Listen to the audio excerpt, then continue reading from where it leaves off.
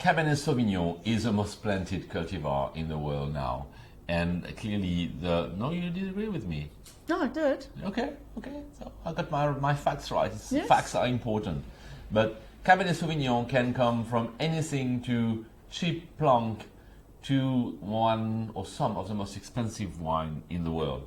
And somehow, over the last 20 years, we've seen the monopoly of great Cabernet Sauvignon moving away from the left bank of Bordeaux, which is rarely pure Cabernet Sauvignon, and explore the shores of Tuscany, like in the Bulgaria region, and having epiphany in California, especially in the Rutherford Bench part of the Napa Valley, where some of the most expensive and exciting Cabernet Sauvignon are produced.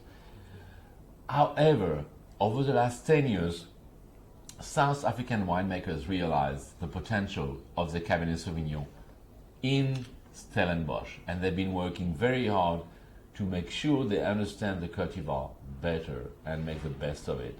And this is probably one of the best examples of this modern era revival of Cabernet Sauvignon that South Africa can express. We have the Trafford Cabernet Sauvignon 2018 from Stellenbosch wine of origin, clearly Stellenbosch, and I think you can find that in the glass, Kathy. So at 2018, this wine is still incredibly young. Just look at the colour. It is so deep, so dark. It could only be Pontac or Cabernet Sauvignon.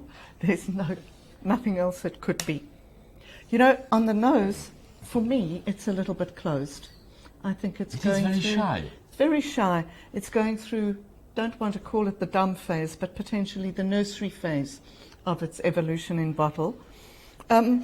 Initially, when you poured it into my glass, I found some yeasty, bready tones on it.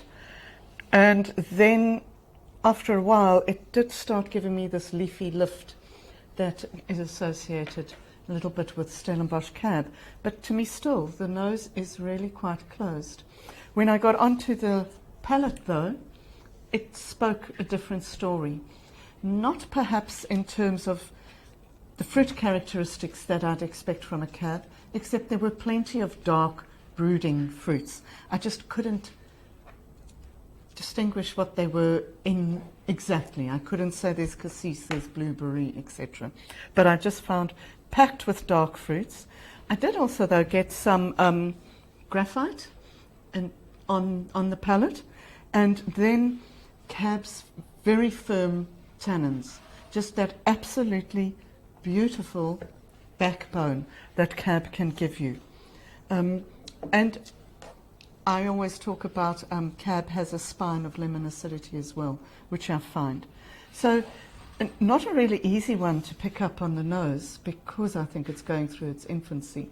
But the palate just has beautiful, pure, classic fruit that's classically structured in the glass and helped along by the winemaker. At nearly 15% alcohol, it's a big wine, but it's got all the elements there. It's got the shoulders, the structure, the tannin presence to be able to carry that alcohol for me. Yes, but at actually 14.7 alcohol, which is, yes, very close to 15. What surprised me is there's no hints of ethanol or ethanol on the nose. There's no spirity smell, or it's incredibly packed. And yes, I perfectly agree. The wine is very shy. I said, you know, it's nothing obvious. There's nothing generous on the nose. And when I go on the palate, it feels like everything is still packed together. I cannot put any name. I got a bit of brambleberry, a bit of dark chocolate. I had a bit of dark chocolate, a bit of plums, and but cassis without the greenness, blueberry without the bitterness. Therefore, we end up with a clearly newer style of Cabernet, and what's so enjoyable is it's massive, it's powerful. The tannins are extremely packed together, but there's no aggressivity, there's no astringency.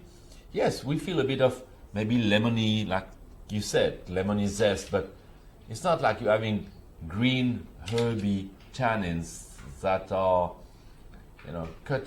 It's just a massive wine that just needs some time to settle together. It definitely needs a time, because although I can put it in my mouth now and recognize that it's a really high quality wine, and it has got the graphite, it has got some interest, it's got,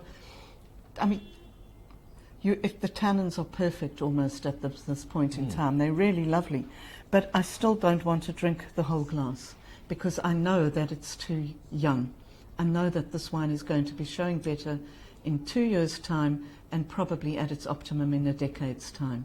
Yeah. So it is just one that's too early. But as well, this type of wine on wine tasting like we're doing now, that screams for food. Mm-hmm. It's the amount of tannins you have in a wine like that.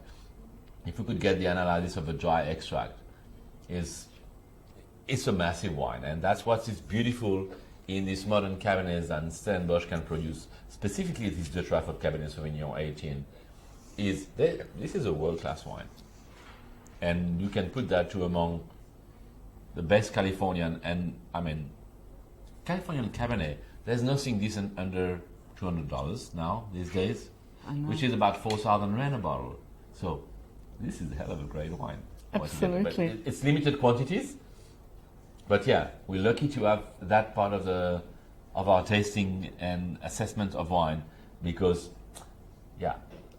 dense, you cannot see anything through. It's like pitch dark, pure Cabernet, black fruit, but ripe, elegant, and you would say at that level of maturity it can be a monster. It's not at all. It's perfectly kept together.